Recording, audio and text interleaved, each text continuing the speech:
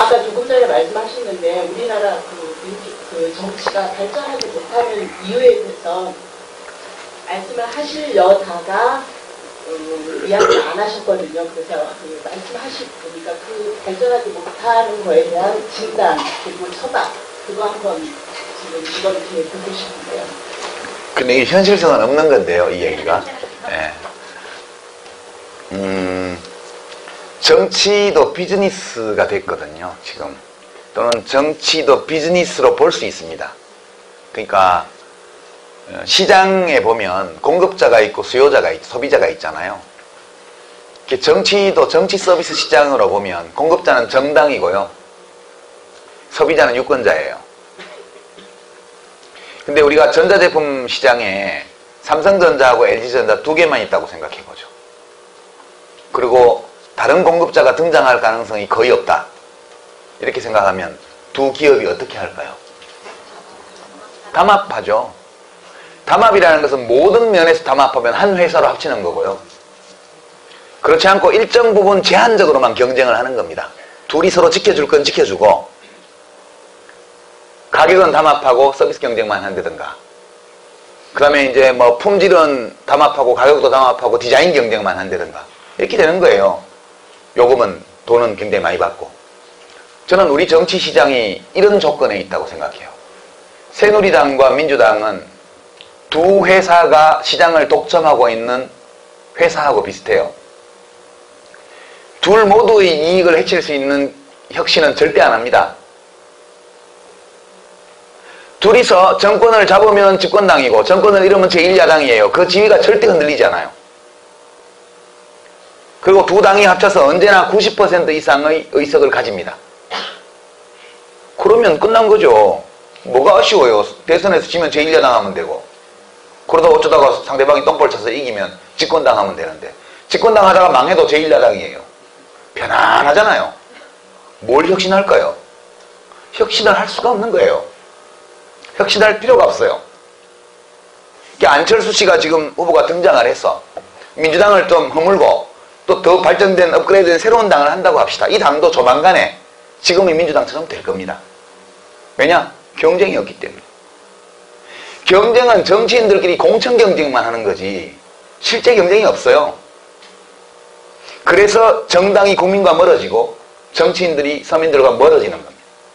이게 우리 정치의 근본적인 문제라고 저는 생각해요. 유효한 효과적인 경쟁이 없어요. 진입장벽이 너무 높고 두 정당이 각각 특정 지역을 완전히 독식하면서, 거의 완전하게 독식하면서, 일부 잠시 흔들리지만 곧 복원돼요. 지금은 문재인, 안철수 후보가 다 PK니까 PK 민심이 흔들흔들 하는 거지. 다음번에 또 충청도 사람 나오면 다 원래대로 원위치 다 됩니다. 이게 금방. 이것은 일시적인 대정요법이지 근본적인 해결책이 아니에요. 우리 정치가 지금의 결선 투표도 없는 대통령 선거, 지금 2등 밑으로는 다 들어가라는 거 아니에요. 전부 다 광을 팔든 광을 못 팔든 다 죽으라는 겁니다. 무조건. 안 죽으면 돌 맞으니까. 왜냐하면 새누리당, 한나라당, 이 보수정당의 횡포에 질린 유권자들이 어떻게든 정권을 바꿔야 된다고 생각하기 때문에 3등, 4등, 5등짜리 정당들은 후보를 못 내는 거예요. 내도 들어가야 되는 겁니다. 안 맞아 죽으려면. 거의 폭력적인 상황이에요. 그래서 정치는 다양화되지를 않고 시장에는 두 가지 제품밖에 없어요. 불만족은 높아지죠. 노무현 대통령이 현직 대통령의 힘을 가지고 시도했지만 다시 원래의 민주당으로 돌아갔잖아요. 못 바꾸는 거죠. 그래서 저는 밖에서 제3당을 만들어서 이걸 깨보려고 뭐 개혁당도 만들어보고 국민참여당도 만들어보고 통합진보당도 참여해보고 했지만 정당 브레이크라고 욕만 먹고 되지도 않았어요. 저는 제가 하려고 한 일이 옳은 일이라고 생각해요. 이것이 한국 정치를 바꿀 수 있는 근본적인 해결책이라고 생각해요.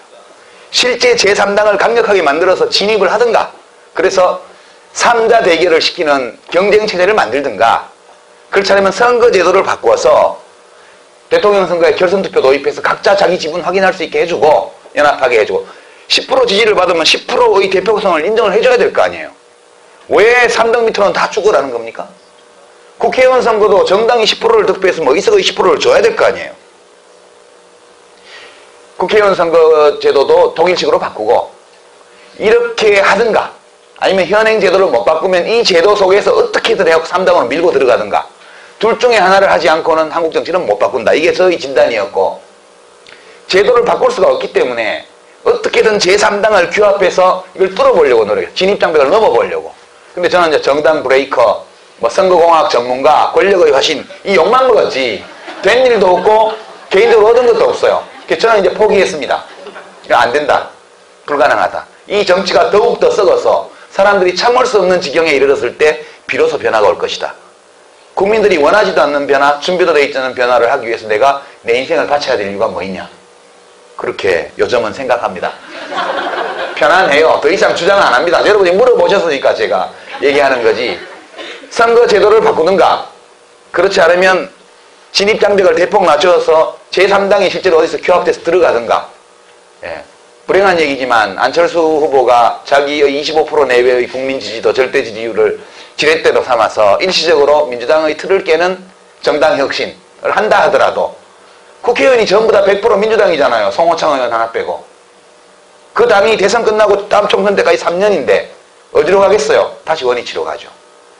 이렇게 말하면 저것도 민주당 욕한다, 민주당한테 침 뱉는다, 원한 맺힌다 보다 원한 때문이 아니고 제가 객관적인 사실을 얘기하는 거예요. 변하기 어렵습니다. 한국 정치는. 앞으로도 수십 년간, 지난 25년간 보아온 그와 같은 정치를 보면서 살 수밖에 없을 것이다. 저는 그렇게 생각해요. 아니면 뭐 누가 구세주가 나타나서 정당을 하나 센 걸 만들어 주시던가요.